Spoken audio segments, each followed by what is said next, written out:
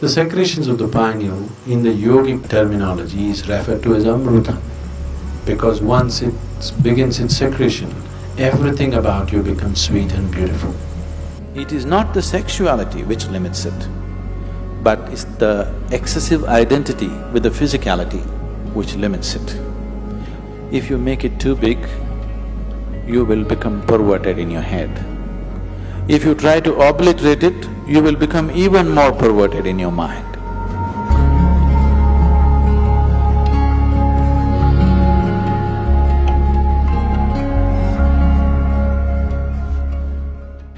A 92-year-old man went to his doctor for a full medical checkup.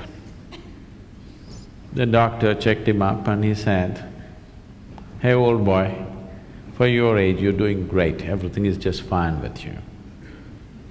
But the man asked, "But doctor, what about my sex life?" So the doctor asked, "Thinking about it or dreaming about it?"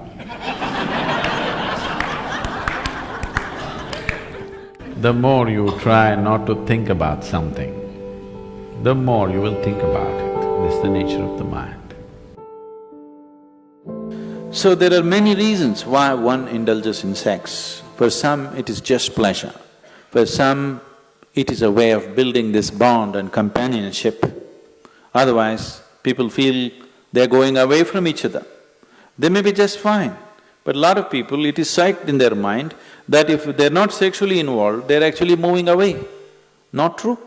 You can be very close to somebody and need not be involved in any physical manner, isn't it? But societies are psyching, especially in this part of the world, people are hugely psyched. If there is no sexuality, you don't really have a relationship. In fact, the word relationship, it took me some time to understand, that here, if you say a relationship, you're supposed to understand it's sex-based relationship. Nothing else is a relationship. If I can have a very strong relationship with you and not be concerned about your body, isn't it? I may not be drawn to your body in any way, but I can have a very powerful relationship with you. But all those possibilities are completely discounted. A relationship means you must be in some way physically involved, man, woman, or man, woman, woman, whatever you like. Essentially, it's body-based. What kind of body is individual choices, but essentially it is body-based. This has happened because somewhere our identification in the body has gone beyond normal levels of identity. It is excessive identification with the body. That is why body-based relationships have become the crux of the society. One who is too identified with your physical body naturally is sex-driven, because that is the highest thing that he knows. There are ways we can make you find something which is far bigger than this. Once you taste something better, I don't have to tell you, give this up or give that up, it'll anyway fall off, isn't it? There are ways to do certain sadhana which is more intense than sexuality, which is more ecstatic than sexuality. On one level, if you look at it, all dimensions of yoga, one way or the other, are ultimately trying to activate the pineal. Because once it begins its secretion, everything about you becomes sweet and beautiful. It creates a whole inner pleasure, which makes all the outer pleasures look like kindergarten stuff. That's the reason yogis are just sitting with eyes closed, not because they're against pleasure, they're against small pleasures, that's all. So the Shambhavi, one thing that's happening is, it stimulates the pineal secretion in a big way, which leaves you drenched in a certain level of sweetness throughout the day. It just leaves you in a certain state of ecstasy and blissfulness because the pineal gland is active. This is one aspect of your physiology which is very close to your consciousness. The rest of the physiology is about survival. But Pineal gland is one aspect of your physiology which is very, very close to transcending the physical. In the yogic traditions, this sweetness is referred to as amrita or the ambrosia or the elixir of life. One drop, if it comes into the system, suddenly the whole system just cools down, the whole system is lubricated, functions at ease. The desperation in the system is gone. The desperation in the mind is gone. So, ambrosia means you found your own pleasure. If you're extremely joyful within yourself, you found the amrita within yourself. You're an extreme state of pleasantness. Now, being with people, not anymore about squeezing pleasure out of them. Being with people is just being with them. Only now you're truly capable of love. Otherwise, it is just a open sesame trick. I love you means, whether they believe you or not, for that moment they make themselves believe you. Because they are also in need of something, you're also in need of something. Isn't it? It's like Alibaba under 40. Open sesame means it opens. This is just like I love you means many things open up. Now, by doing this, I'm not saying it's right or wrong, that's the way people conduct their life, there's nothing to it. But by doing this, the true possibility of knowing an intense sense of love within you is lost. You're here constantly looking, what can I get out of this person, what can I get out of that person? This is a con job. It's called a love affair. But it's a con job. But if you are extremely ecstatic by yourself, when you're being with people, it's about sharing your ecstasy. It is about, if they are not touched by it, somehow to touch them with it, rather than seeing what you can squeeze out of them. The whole fundamentals of your life will change.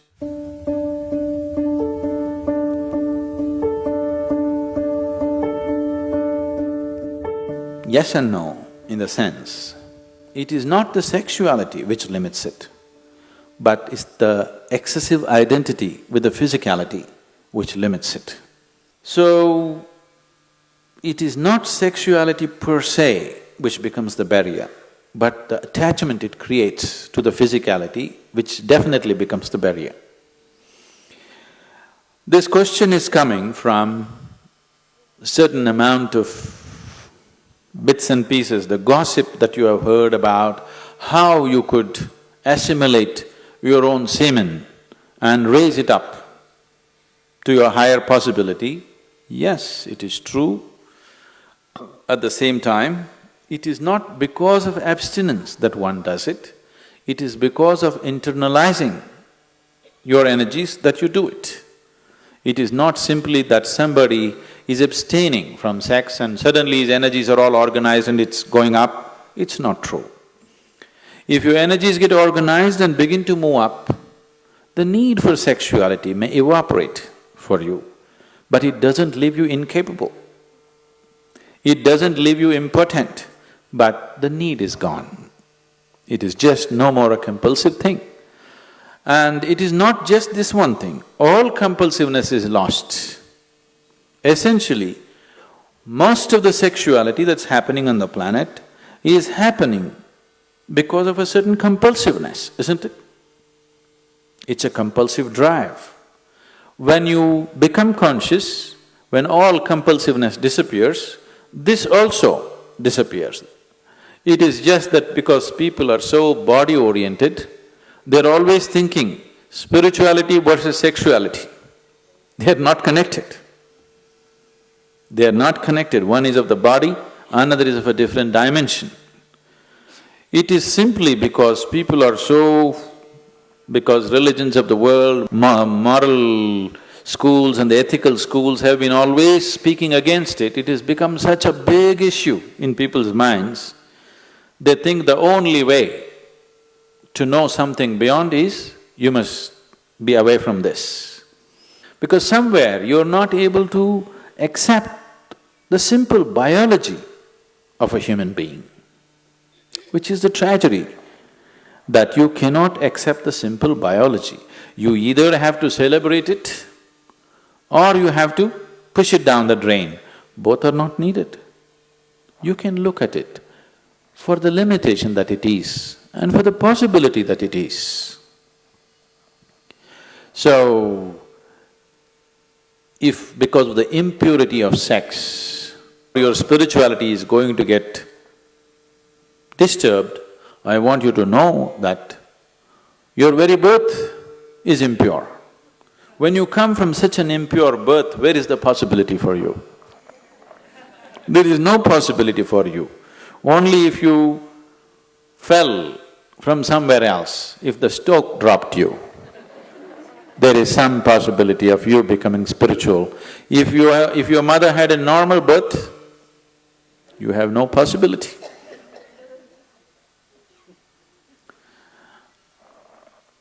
A 6-year-old girl came home one day from school and asked, "Mama, how was I born?" The mother was embarrassed. She said, "A stoke dropped you." She said, "Okay." She noted down, "Mama, how were you born?" "A stoke dropped me too." "Mama, how was grandmama born?" "A stoke dropped her too." Then the girl became serious and she went down and sat down and started writing something in her homework. Then the mother was feeling uncomfortable, she finished her cooking and then the girl had finished her homework and left the book there, she went and read. So the essay was about the family tree. So the girl had written, "For 3 generations in my family, nobody had a natural birth."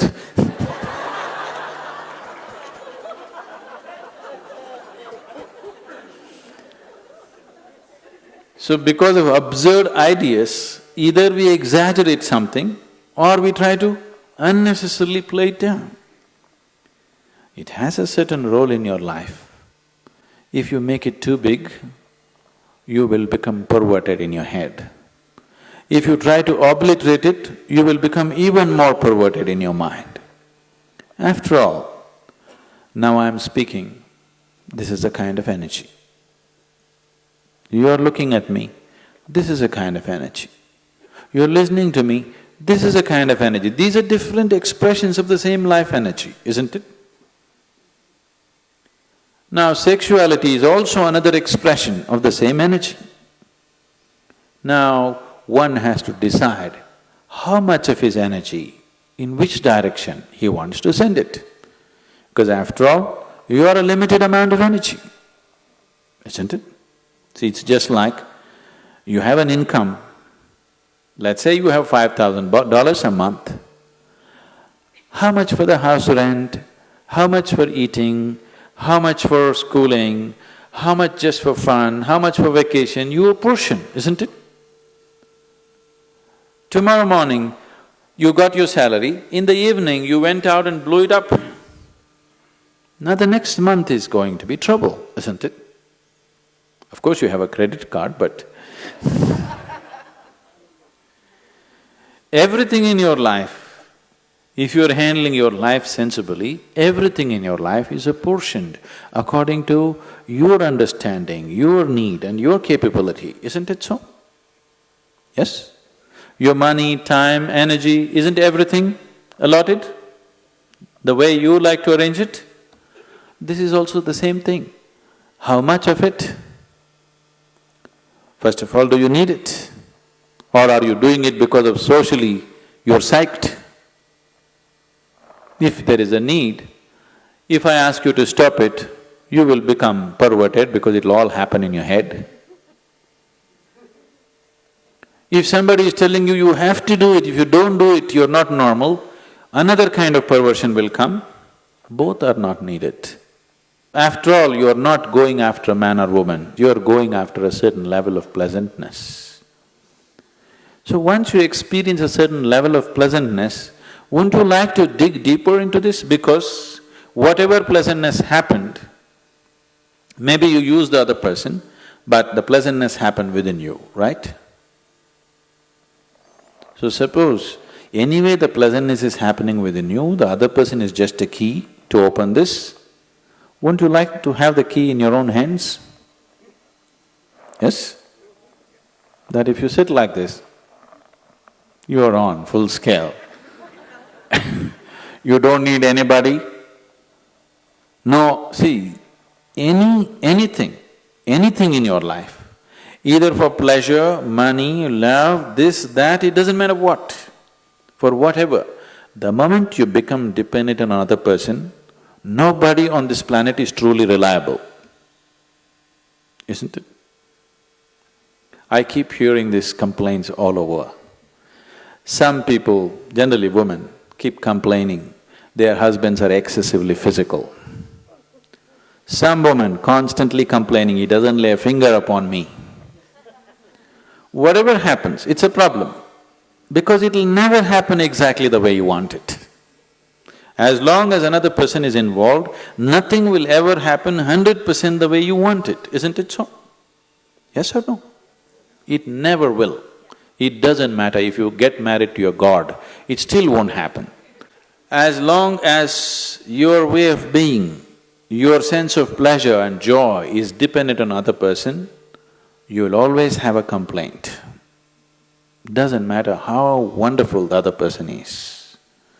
So in this context, people might have talked about celibacy because they said, take some time off. Because to extract pleasure out of somebody, you have to play any number of tricks. It doesn't happen simply. This is called as courting.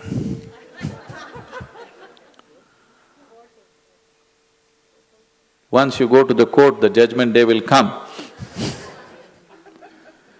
It takes enormous amount of time, effort, energy, and all kinds of other things, frustrations, jealousies, problems, everything attached to it. So somebody said, take time off from those things and see if this could be internally generated, and then being with people will become more out of your love than out of your need, which is definitely a better way to be with people, isn't it? It is definitely a better way of honoring another human being, isn't it so? Give this a little more attention. Instead of paying attention to that one and that one and that one, give this one a little more attention. It will produce much more pleasure than any other one can produce for you.